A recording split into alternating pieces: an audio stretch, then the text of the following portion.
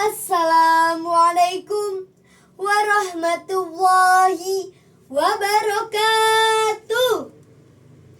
Sampurasun langkung ti payun sugrining puji sasuci kembang malati urang deheskeun ka Gusti Nu Maha Suci nu mumusti ieu lemah cai. Puja saligar kembang campaka urang sanggakeun ka mantena nu maha kawasa nu ngariksa ieu nagara budaya basa katut bangsa nu jadi pangesina. Nya ka Gusti Nu Maha Asih urang meredih lantaran asihna ieu diwidian.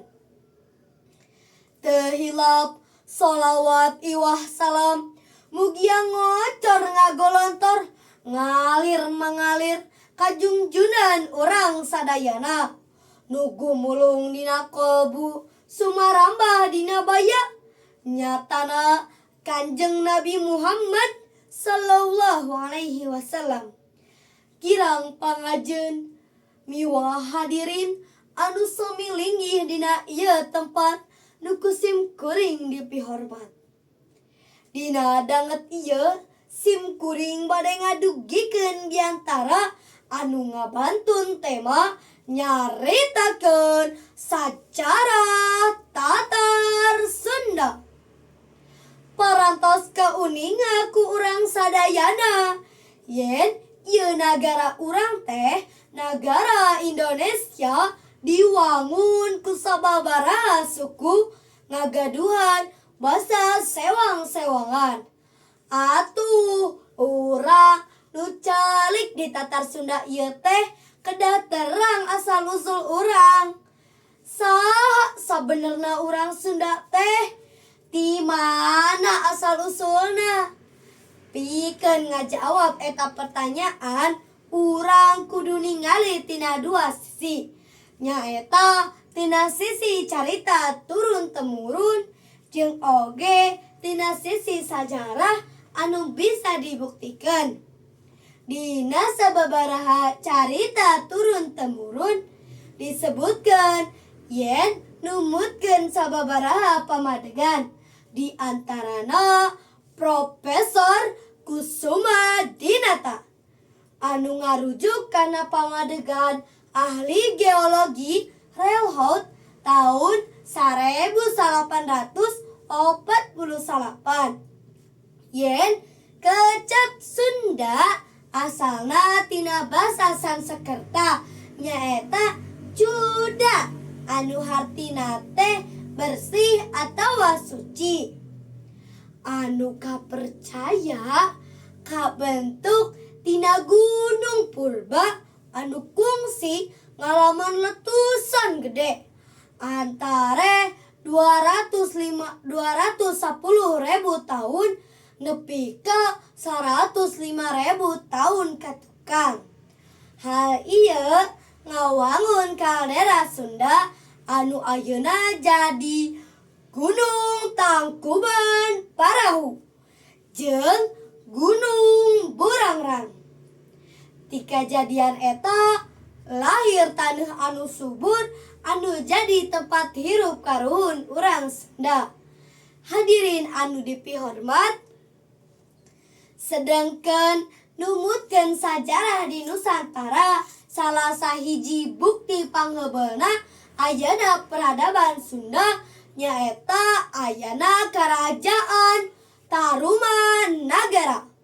Karajaan ieu dipimpin ku Raja Purnawarman anu kasohor wijaksana sareng ninggalkeun sababaraha prasasti minangka bukti sajarah. Di antarana Prasasti Ciarutam, Prasasti Kebon Kopi, jeung Prasasti Tugu. Salah sahiji jasana nyaeta ngawangun saluran irigasi jeung nyegah banjir. Saterusna peradaban Sunda terus mekar dina mangsa Karajaan Sunda anu leuwih dipikawanoh minangka Karajaan Pajajaran. Karajaan ieu aya di wewengkon anu ayeuna mah disebutna teh Bogor. Dina bangsa ieu Karajaan Pajajaran ngahontang mangsa kajayaanana, tarutama dina mangsa pamarentahan Sri Baduga Maharaja anu katelah Prabu Siliwangi. Salah sahiji pasapa hirup urang Sunda ajaran Prabu Siliwangi nyaeta silih asah, silih asuh, silih asih. Sapa ieu mah sakapeung teh ditambihan ku silih wawangi. Ieu mangrupa ajaran luhur anu kedah dilarapkeun dina kahirupan sapopoe sangkan jadi masyarakat anu hirup runtut raut sauyunan.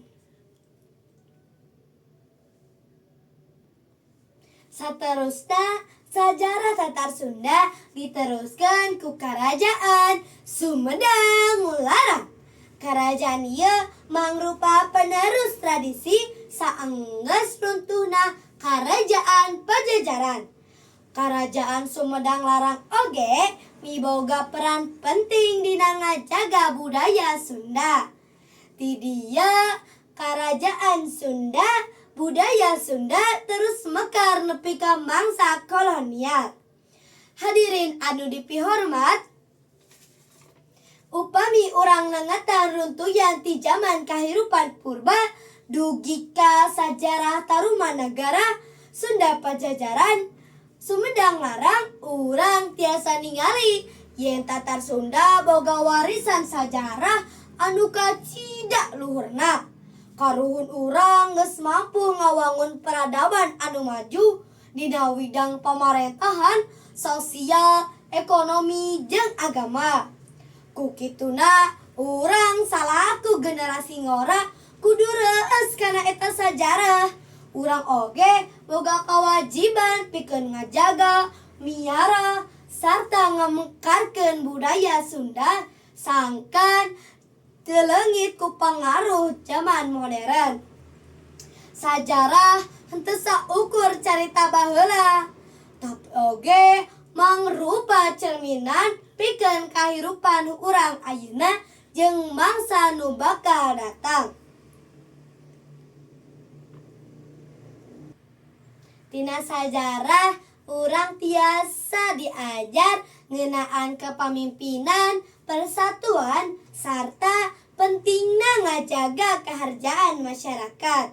Kusabab eta, hayu urang ningkatkeun rasa cinta urang ka budaya Sunda. Ulah nepikeun urang mepohokeun jati diri urang sebagai orang Sunda. Sate aja nutup ieu pidato, sim kuring ngagaduhan hiji pepeling. Hana nguni, hana mangke, tan hana nguni, tan mangke. Moal aya ayeuna, lamun teu aya zaman baheula. Bangsa adu gede teh nyaeta bangsa nu ngahargaan sajarahna. Mugi aku pidato ieu urang tiasa langkung mikawanoh jeung mikaresep sajarah Tatar Sunda. Hapunten bilih aya kalepatan. Wassalamualaikum warahmatullahi wabarakatuh.